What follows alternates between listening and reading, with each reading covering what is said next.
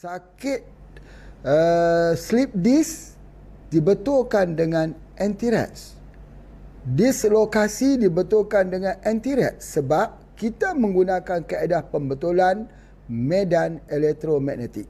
Kalau medan sudah betul, maka tempat kedudukan dan masalah slip disc akan betul. Jadi oleh sebab itu tak perlu operation slip disc. Kalau Pak Haji kata sini sudah keterlaluan. Kalau boleh dikatakan overclaim bahawa orang yang ada masalah slip disc tak perlu operation. Baik. Nanti adalah suara-suara mengatakan kalau begitu Pak Haji tak perlulah ada fisioterapi, tak perlulah ada tempat hospital untuk tulang belakang, ya. Pak Haji tak sebut begitu.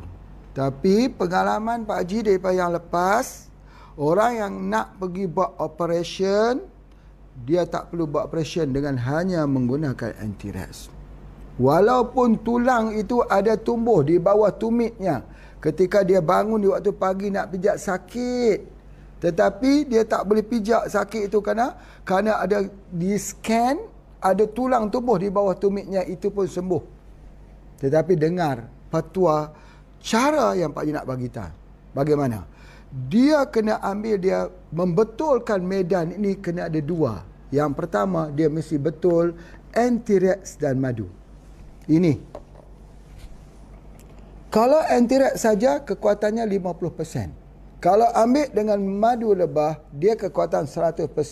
6 hari saja orang yang nak buat operation di slip disc, di tulang belakang, operation di bawah tumit, operation kerana tulang tumbuh, tak jadi operation.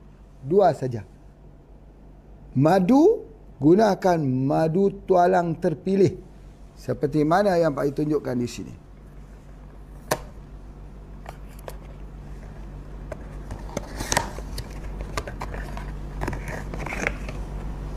Ini dia. Menggunakan madu tualang terpilih.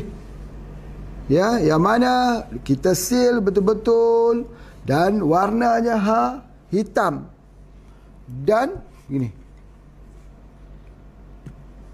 Dua ini. Ya, mari kita perbandingkan operation slip disc dengan hanya menggunakan dua ni saja. Bapak Ibu sekalian, jangan berteka-teka, jangan membuat andaian yang buruk terhadap Pak Haji. Cuba dulu. Berikan satu orang, carikan satu orang yang ada masalah slip disc, dapatkan dua bahan ini, coba. Bismillah, dengan izin Allah sembuh.